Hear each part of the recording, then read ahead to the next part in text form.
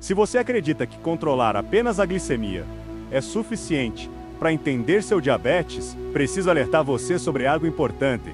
A glicemia mostra apenas uma parte do que realmente está acontecendo no seu corpo.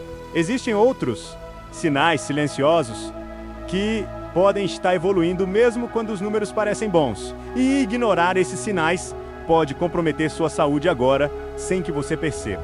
Nos próximos minutos, eu vou te apresentar exames que vão além da glicemia tradicional, que muitas vezes não fazem parte da rotina de acompanhamento, mas que são fundamentais para entender o quadro de forma mais completa. E ao longo desta série, você vai aprender como interpretar esses resultados e conversar de forma mais clara e assertiva com sua equipe médica. Seja muito bem-vindo! Eu sou Lorovita, seu papagaio da saúde. E aqui neste canal, a gente aprofunda o conhecimento sobre diabetes com informação baseada em evidências científicas e na prática clínica real. Se esse tipo de conteúdo te ajuda a entender melhor sua condição, já deixa um like para eu saber que estamos no caminho certo. E ativa o sininho porque este é o primeiro episódio de uma série completa sobre diagnósticos avançados no diabetes. Hoje vamos falar sobre algo que poucas pessoas aprendem logo no início do diagnóstico. Existem marcadores no seu corpo que conseguem sinalizar riscos e alterações muito antes das complicações se manifestarem. E quando você entende isso, você ganha algo extremamente valioso: tempo. Tempo para ajustar, prevenir e proteger sua saúde.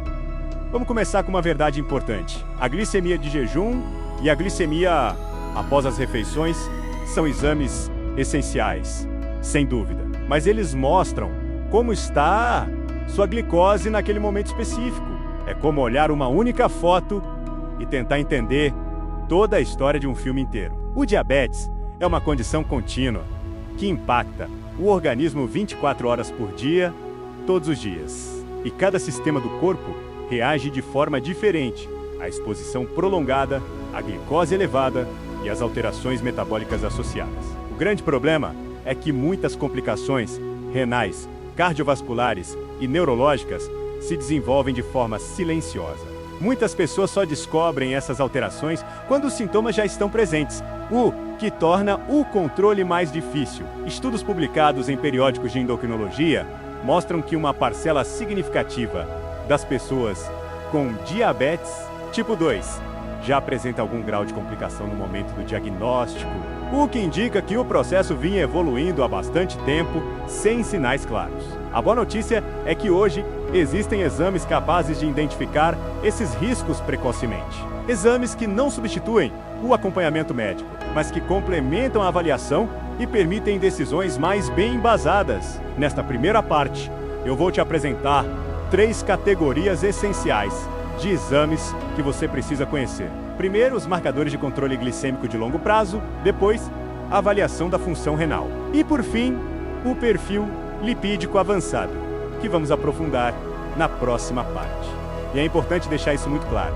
O objetivo aqui não é estimular pedidos de exames por conta própria, mas sim te dar conhecimento para entender o que existe, para que serve cada avaliação e como dialogar melhor com seu médico de confiança. Vamos começar pelos marcadores de controle glicêmico. O mais conhecido deles é a hemoglobina glicada, também chamada de HbA1c ou A1c.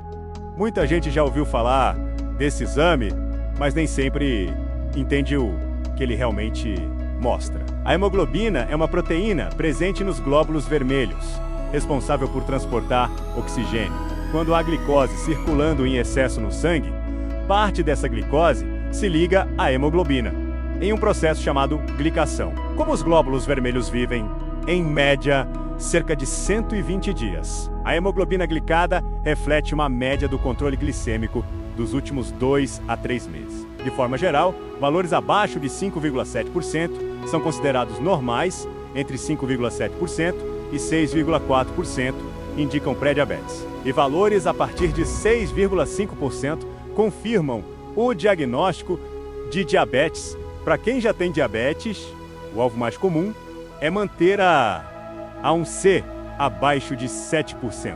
Mas esse objetivo pode variar de acordo com idade, tempo de doença, presença de outras condições e avaliação individual. Agora, existe um ponto muito importante que poucas pessoas conhecem. A hemoglobina glicada é uma média, e médias podem esconder extremos.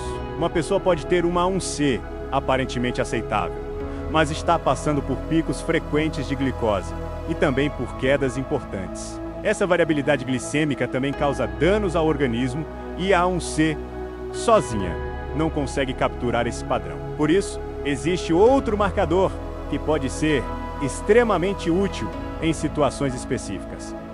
A frutosamina. Esse exame avalia a glicação de proteínas no sangue, principalmente da albumina, e reflete o controle glicêmico das últimas 2 a 3 semanas. Ela não substitui a hemoglobina glicada, mas complementa a avaliação, especialmente quando a A1C pode não ser confiável, como em casos de anemia, alterações das hemoglobinas durante a gestação ou quando se deseja avaliar rapidamente o impacto de uma mudança recente no tratamento. Outro conceito importante é a glicose média estimada, que traduz a hemoglobina glicada em valores mais próximos do dia a dia, em miligramas por decilitro. Isso ajuda muitas pessoas a compreenderem melhor o que aquele percentual representa na prática. E quando falamos em entender de fato a variabilidade glicêmica ou padrão ouro, hoje é o monitoramento contínuo de glicose, o CGM, que merece uma abordagem exclusiva e detalhada. Inclusive já existe um vídeo completo sobre isso aqui no canal. Agora vamos falar sobre os rins. A função renal é uma das áreas mais sensíveis ao impacto do diabetes ao longo do tempo. A nefropatia diabética é uma complicação séria, mas que pode ser identificada muito cedo. Em estágios iniciais, quando ainda é possível estabilizar o quadro e, em muitos casos, promover regressão parcial do dano. Os exames fundamentais aqui são a creatinina sérica, que avalia uma substância filtrada pelos rins, a taxa de filtração glomerular, que é o principal indicador da função renal, e estima o quão bem os rins estão filtrando o sangue. E talvez o mais importante para a detecção precoce, a relação albumeno-creatinina na urina, também conhecida como pesquisa de microalbuminúria. Quando os rins começam a sofrer danos, eles perdem a capacidade de reter proteínas adequadamente, e pequenas quantidades de albumina passam a aparecer na urina. Esse é um dos primeiros sinais de alerta e pode surgir anos antes de qualquer sintoma. Identificar essa alteração precocemente permite intervenções mais eficazes, com controle rigoroso da glicemia, da pressão arterial e ajustes terapêuticos individualizados. Infelizmente, na prática clínica, esse exame ainda acaba sendo subutilizado em alguns acompanhamentos, mesmo sendo uma ferramenta valiosa de monitoramento. De acordo com diretrizes internacionais, a recomendação geral é que pessoas com diabetes tipo 2 realizem essa avaliação pelo menos uma vez por ano. E pessoas com diabetes tipo 1, a partir de 5 anos de diagnóstico, com maior frequência em situações de maior risco. Neste ponto, você já consegue perceber que olhar além da glicemia simples muda completamente a forma como entendemos o diabetes. Mas ainda falta falar de um sistema essencial: o coração e os vasos sanguíneos. Pessoas com diabetes têm um risco significativamente maior de desenvolver doenças cardiovasculares, muitas vezes mesmo com colesterol aparentemente normal. E é exatamente isso que eu vou te mostrar na parte 2 desta série. Lá eu vou explicar quais exames realmente avaliam o risco cardiovascular, incluindo um marcador inflamatório que ainda é pouco solicitado na prática clínica, mas que pode fazer toda a diferença na prevenção. Além disso, você vai entender por que colesterol normal nem sempre significa segurança metabólica. Continue aqui para assistir a parte 2 e continuar essa sequência. Informação correta, no momento certo, pode mudar completamente o rumo da sua saúde.